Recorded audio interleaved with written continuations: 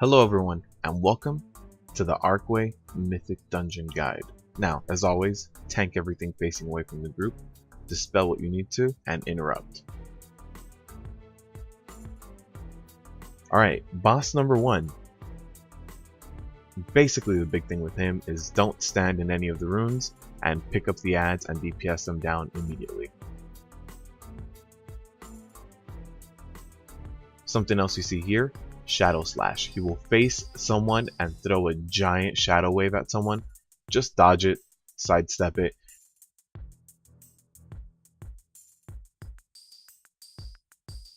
When the adds start coming out, you do need to pick them up just like this. Pick them up and prioritize DPSing them down. The only other thing you need to know of is Wicked Slam. It is a big hitting move, so as a tank try to use some sort of mitigation ability during that. And the very last thing, you see the runes on the ground, don't step on them, and don't stand in any of the purple stuff that gets left behind.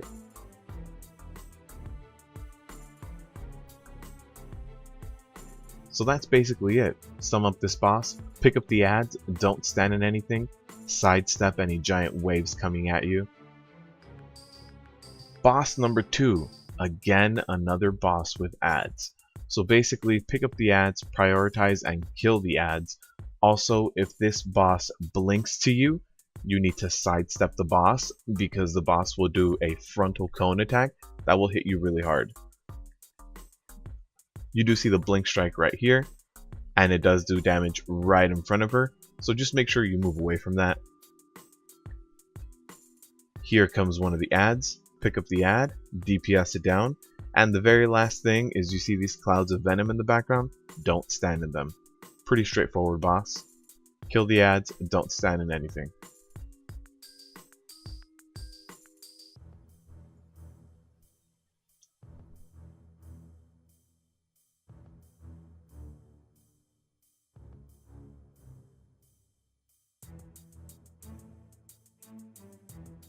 Next boss.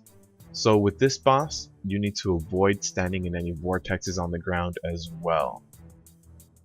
So here we have the suppression protocol, which throws this vortex on the ground. You don't want to be standing in that when the arcane bolts hit. You do see my rogue goes down a lot during this phase because he did stand in them. You do also see these giant bombs in the background. You want to avoid standing anywhere near those. They do explode for big AoE damage.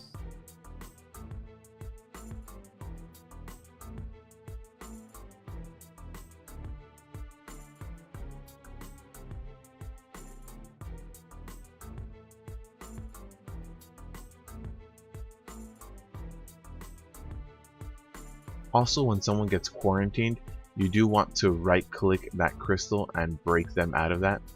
Because they do take heavy damage from that, it lasts 20 seconds. Unless you break them out, then it can last just a few seconds.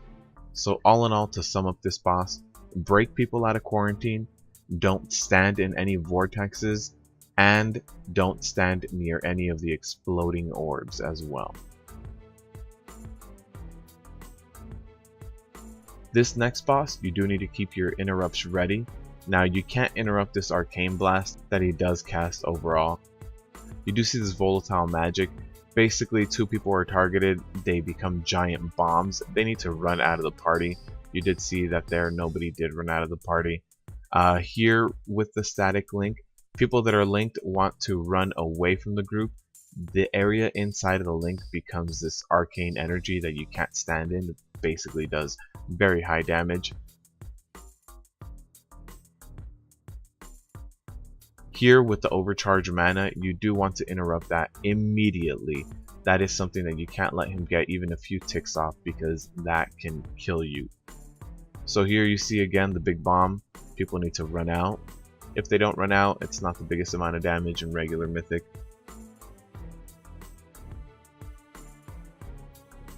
Here we have the nether link happening. You basically want to try to minimize that area, so you do see we do spread it into a very thin triangle off to the side. Tank the boss away from that, and then just dodge these arcane pulses that come out.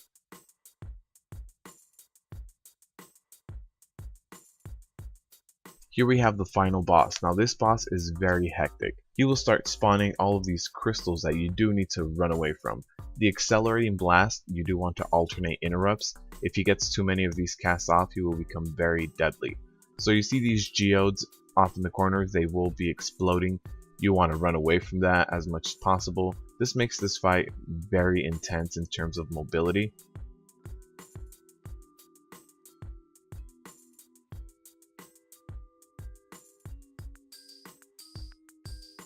And here you have the force bombs. Now these bombs will explode. They throw these giant force waves on the ground. Basically you want to run into the force waves. If you're running away from them while they're hitting you, then you'll maximize the amount of damage they do to you. You want to minimize that by running into them or blinking over them or leaping over them. Whatever it is that you can do, you basically want to minimize the contact with them or try to avoid it if at all possible.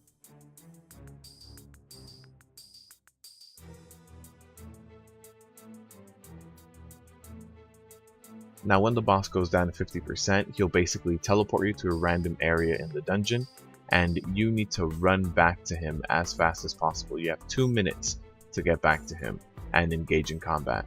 Now this was my first time in Arcway, so I didn't know my way around that well, but basically run around, kill these ads, and get to the boss as fast as possible.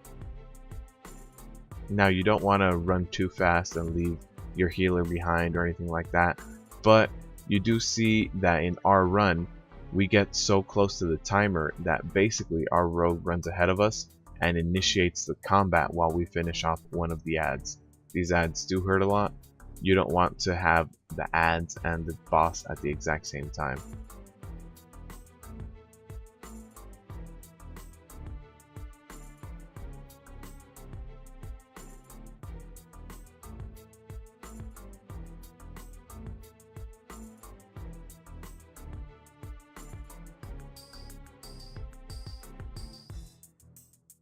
So here we are running out of time, but our rogue did engage, so here we go. We get to re-engage the boss, and it's back to where we were phase 1.